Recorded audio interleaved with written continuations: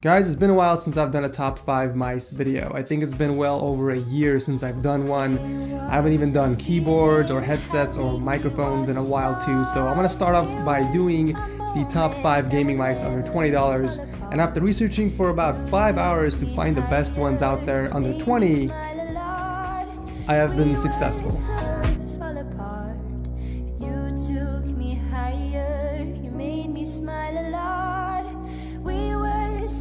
Also guys, just to let you know, I purchased all the mice here with my own money. None of it was sponsored and none of it was sent over for review. Also at the end of the video, I'll be talking about my least favorite mouse as well as my favorite out of the bunch. So with that said, let's begin. So first up is Technit, which is the only wireless mouse on the list. It is not rechargeable, so you would need to supply the mouse with a single AA battery, which is not included. I'm currently using a rechargeable 2800 mAh battery from EBL, and it's lasted me over a week so far. In terms of accuracy, the Technit is the least precise mouse out of the 5 featured in this video. I don't recommend this for gaming at all, even if you're playing for fun. The mouse itself isn't as comfortable as I would have liked. There's a lot of sharp edges and straight lines. I'm also not a fan of the side buttons and the mouse wheel. It's a bit too tactile for me. It doesn't have the sturdiest build either, but it's very light, making it easy to pick up or glide across the mouse pad. It does have LEDs, but it's only in blue and it's really dim in well-lit areas. Luckily, there is an option to disable it in the back for those of you that don't fancy the lights. For $20, apparently this is one of the best wireless gaming mice you can buy, judging by the ratings, but with my experience with it, I'm gonna give it a solid 2 out of 5.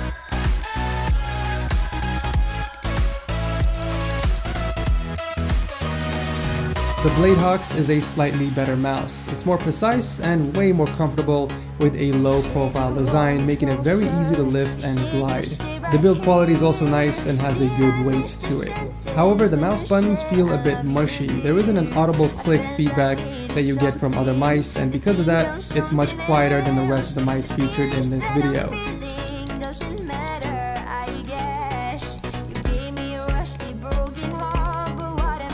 It does come with 2 macro buttons on each side, which by default is set to back and forward, but because of its symmetrical design, both left and right-handed users can use this mouse without a problem. The side buttons are very easy to press, and the mouse wheel has a nice rubber coating, so no complaints here.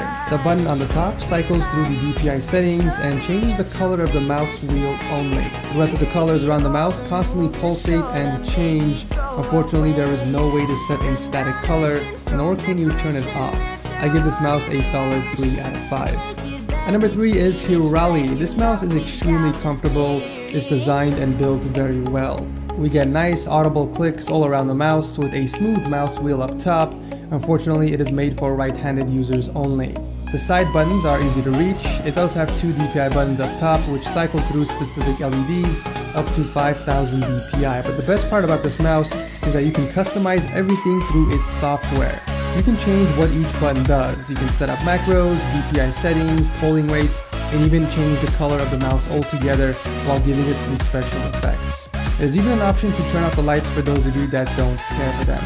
I do like the grip material on its sides. It's really easy to pick up and it slides nicely across the mouse pad. It's responsive, very precise, especially in those intense games.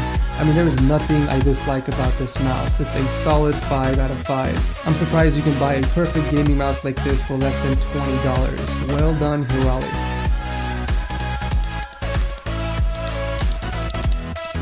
My first impressions of the Magic Eagle from Havit is that it's built very well. It has a nice weight to it and it's very ergonomic. I do feel a little bit of resistance when clicking on the top left and right buttons, which is nice.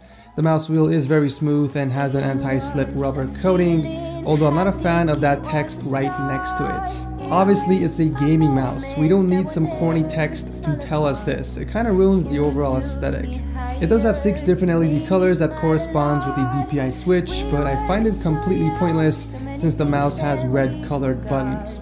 If you're a gaming mouse manufacturer and you're watching this video, please, for the love of God, do not combine the DPI switch button with the LEDs on the mouse. It is the dumbest thing I've ever seen. For example, this is a nice looking black and red mouse, and I want to change the LED colors on here to red LED so it matches the color scheme of the mouse and also the color scheme of my setup. Well, I can't do that because the red color is actually tied in with the lowest possible DPI setting on this mouse, which means I have an extremely slow mouse attached with the red LED, and there's nothing I can do about it because there is no option in the software that lets me change it. However, there is an option to turn off the LED lights, but you have to download their driver first. The grip on the sides are nice, it's very easy to pick up for quick movements and slides nicely across a mouse pad. Unfortunately, it's made for right-handed users only. I'm personally a claw gripper myself, but this mouse is great for palm grippers as well.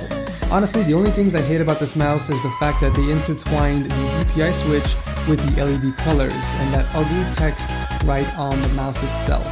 And because of that, I give the Magic Eagle from Havit a solid 4 out of 5.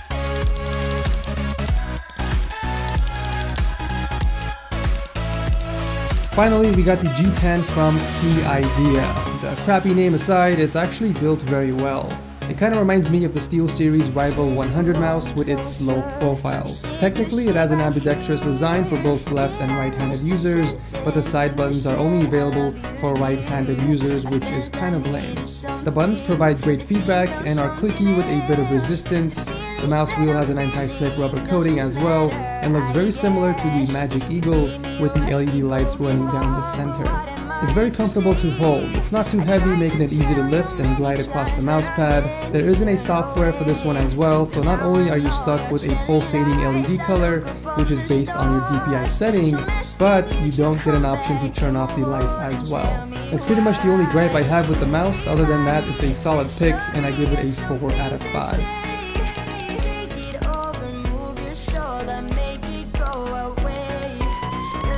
So my least favorite mouse out of the bunch is obviously the Tecnit because of its horrible accuracy and the actual design. It is not comfortable at all. I feel like the build quality is subpar, but I can't really give it too much crap because it is a wireless gaming mouse and there aren't a lot of wireless mice out there under 20 bucks that are solid. So I would say this mouse is perfect for travel and office work.